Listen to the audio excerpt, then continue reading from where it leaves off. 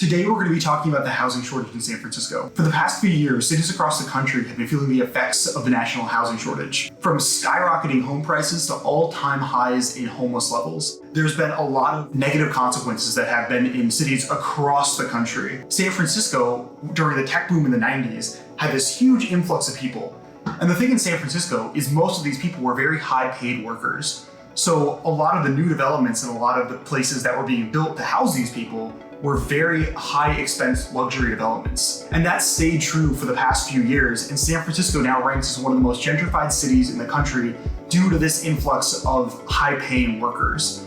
And the thing is those that are not in this select group of people have been forced farther out of the city or out of their homes entirely. There is a huge problem here, and there's a lot of people that have been trying to change policies and do certain actions to fix this. But there's still the problem that there's just not enough housing. So what if there was just more land to build housing on that was close to the city, relatively undeveloped? Oh wait, impressively situated in the magnificent bay of San Francisco, within the shadow of the longest and most costly bridge in the world, lies a comparatively tiny island wrought entirely by the hand of man. Treasure Island. This almost 1 square mile piece of land sits just about 2 miles away from downtown. It's in the middle of the busiest bridge in the entire area and the third busiest in the entire country. So you might think that this place would have high rises and a lot going on, and it would look something like this.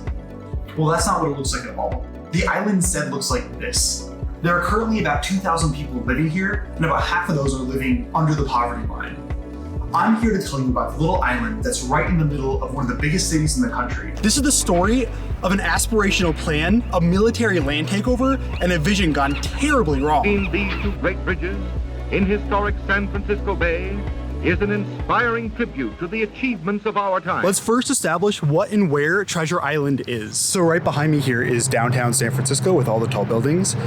And then if we look over here, that's the Bay Bridge, which connects in the middle right there to Yerba Buena Island, and then right next to that is Treasure Island. This is Treasure Island. It's so weird because it looks like a tiny suburban town, but this is technically downtown San Francisco. So there are two main reasons why people will come to Treasure Island. One, the flea market, and two, the music festival, both of which have stopped due to all the construction. Something that you notice after walking around for a while is all of these abandoned buildings. So how did this island, a short ferry ride away from downtown San Francisco, become abandoned and underutilized? So first, let's establish a timeline.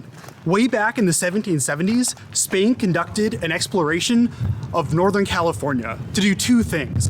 One, to see if there were any Russian settlements here, and two, to explore the San Francisco Bay. Juan de Olaya, a Spanish explorer, and his crew were the first Europeans to ever enter the San Francisco Bay area. This was in August 5th, 1775. And the bay would have looked something like this. At this time, Treasure Island didn't exist, but there were all these other islands. And this one here, de Olaya named Isla de Alcatraz, which meant Island of Pelicans. Many years later, when Europeans came to the same area, this guy, William Frederick Beechey, decided to move the name Alcatraz to this other island, where it currently is today, the site of the federal prison. So Alcatraz, the Island of Pelicans. The original island they renamed to Yerba Buena many years later. Moving forward to the gold rush in the 1850s, the population of the Bay Area explodes. And then, a few years later, in 1869, the Transcontinental Railroad is finished, connecting the Bay Area with the rest of the country. The only problem with that is the train stopped here in Oakland, and San Francisco is over there. And that made getting to San Francisco very difficult. So they decided to build a bridge. Today, there towers over San Francisco Bay a realization of the century-old dream. A 6-lane double-deck bridge, 8 miles long, connecting San Francisco with the Oakland-Berkeley area. It was decided to build the bridge here over Yerba Buena Island, so that instead of building one massive bridge over the entire bay, they could build two connected bridges that go over the island. To start construction, they would need approval from Congress, as there was already a naval base on the island. After they got approval though, construction started in 1933 and finished in 1936. About a year later, in 1937, the Golden Gate Bridge was finished, and the city wanted to celebrate with a World's Fair. The location was then narrowed down to one of either two locations, which were both right next to one of the bridges. Such as here at the Presidio, or here, the shallow water that was right next to Yerba Buena Island. The location was then finalized in February 1935. And then a few months later, in August of that year, an $8.5 million grant was given to the project from the WPA. A few months later in October, the exposition announced that President Roosevelt approved another $3 million towards the project. In today's money, the total of this will be $250 million. The proposal wasn't just to build the island for the fair, but to build San Francisco's new airport. And this was actually the main reason why FDR even approved the proposal to begin with. The Army Corps of Engineers then started dredging up a ton of mud, dirt, and sand from around the bay to fill in Treasure Island. It's said that there were millions of dollars worth of gold dust in all the material they used to fill in the island, which is why they call it Treasure Island. And then February 18, 1939, the Golden Gate Exposition officially opened. And look at this place. It was absolutely amazing. There were Art Deco towers, sprawling gardens. It was insane. September 1940, about a year later, the fair abruptly ended. The war in the Pacific was really heating up, and the Navy decided that Treasure Island was where they needed to be to give them a strategic advantage for being able to control what was going on in the war. So the Navy offered to buy Treasure Island from the city for about $45,000. But the city wanted way more than that, and they were planning on taking the Navy to court. But the Navy, they didn't really want to go to court. So what they did is they made a declaration of taking and deposit, which basically means that through eminent domain, they said the island is now ours. And right away, they started building a massive naval base. Many years later, the Navy was found guilty for this, and they were forced to pay the city about $10 million to go towards renovations of the current city airport, which is now SFO. But the hopes of building an airport right in the middle of the city were gone. And so then, in 1942, the naval base on Treasure Island was finished. And at its peak, at the height of World War II, over 12,000 men were being processed through this island for assignments in the Pacific. The building behind me used to be the Naval Administration Office, and now it's a museum about the history of Treasure Island. In addition to all these processings going on through the island, there were additionally two things that were big going on at that time for Treasure Island. One was an electronics school to teach about electronics and radio equipment for the war, and two was an air training school where they would teach pilots about how to fly dirigibles and planes and anything that could fly.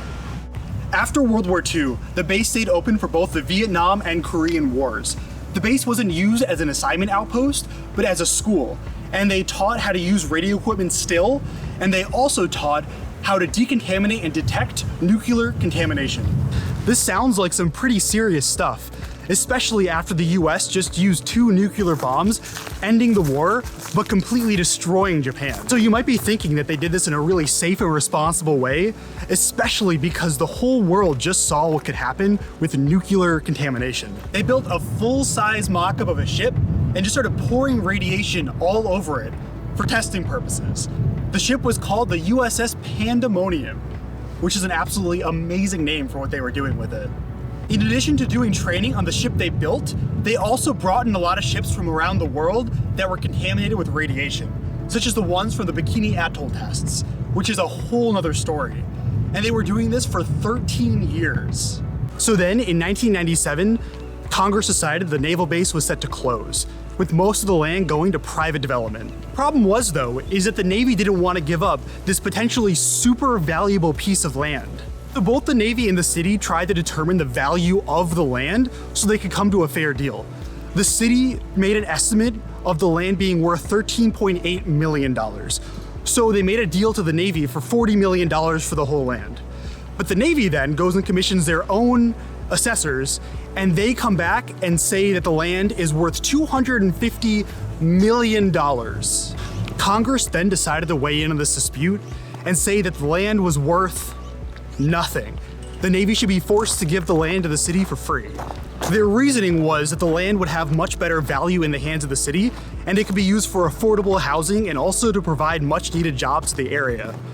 But the Navy obviously didn't like this, and they said that's not what would happen, and that what would happen would be private developers would come in, build luxury developments, and because of that, the city should be forced to pay the full price of the land. And it wasn't until 2009, 10 years after the land was supposed to go to the city, that a deal for $105 million was accepted and the land finally changed ownership. This deal also included that the Fed would receive a percentage of the profits for all 8,000 new units that were to be built on the island. The president of the Treasure Island Development Committee, when interviewed, said the plan would never happen and that he called it Fantasy Island. They then started an environmental review of the land, and it was decided that if the Navy did a good job cleaning everything up, that everything was A-okay for construction. The Navy then hired contractors, which removed 12,000 cubic meters of dirt from the island, some of which were 400 times the exposure limits for humans. That's about 5 Olympic swimming pools full of just radioactive dirt. They filled this all in with dirt from a construction site close by. And then, just as things are starting to look good, a huge oil spill happened just right off the coast of Treasure Island. The Cusco Busan, which leaked about 50,000 gallons of oil into the whole area right around Treasure Island. After all the dirt was replaced and the oil was cleaned up, the review was approved, but not without massive controversy saying the Navy did not do a good enough job cleaning up all the radioactive dirt. But redevelopment then started and homes were set to be built all over the island, and a lot of the existing buildings were set to be repurposed. And this building, which used to be the Naval Firefighting School, is now part of the San Francisco Fire Department. And this building here behind me got turned into a winery. The old aircraft hangars here were being used as sound stages for films, and a ton of things were shot here. But the plans for the redevelopment of the island kind of started slowing down, and the island settled into a state that kind of looks like what it does now. As you can imagine, not a lot of people would want to live in a place that has a reputation of just being full of radiation. So is that it then? Not really. Plans for a massive development were finally set to break ground mid-2012. The group called Citizens for a Sustainable Treasure Island then filed an environmental lawsuit against the city for this huge new development. The courts rejected this, saying that they've already done their due diligence, but the project actually fell through despite this. The project was originally supposed to be built and funded by these 2 Chinese firms, and they wanted way more control over the project than the city and the island was willing to give them. So the construction was passed on to 2 US-based companies, and after they reworked the proposal, they got approved in 2015, and construction started about a year later in 2016 on phase 1 of the huge redevelopment project on Treasure Island. Let's take a look at what this is supposed to look like. When the development is finished, it's going to have schools and skyscrapers and museums, and 27% of the 8,000 units are going to be at below market rates. The ferry that I used to ride in was actually completed for this phase of the construction. You can see that they're already well into construction. Once this is done, it has the potential to bring a ton of new houses to the area, as well as become San Francisco's hottest new neighborhood. But wait, aren't there still a ton of problems here? The earthquakes, the rising sea levels, the toxic waste. Actually, since people have been living on the island in 1997, there have been about 18 power outages a year, which was about 450 in total, which is crazy. Something else is that because this is a man-made island, it's prone to something called liquidification, which is when if the ground shakes at all, it turns to jello and everything just collapses. Those who live on the island are not supposed to garden or dig in their backyards, but as you can see, construction is digging in full force. Some people have suggested relocating residents who live here now off the island until construction's finished. But as most residents don't have the means to do that, and contractors aren't willing to help with the current situation, many residents are forced to stick it out until construction is completed. Treasure Island has a very complicated history. From a World's Fair to a naval base to a massive development project that has to deal with problems left in World War II, there is a lot going on here. What I found while looking into Treasure Island is that while on the surface it looks like the ideal location for San Francisco's hottest new neighborhood, there's a lot of history and problems that need to be solved and understood before the project is finished. It's crazy how there's so many places that are in our cities that just go overlooked and a lot of people don't even know exist, that can really lead to exciting new developments in our cities and shape the way that we live in the future. Hopefully, Treasure Island turns into a vibrant new neighborhood. Phase 1 is supposed to finish in 2026, so I guess we'll have to wait and see.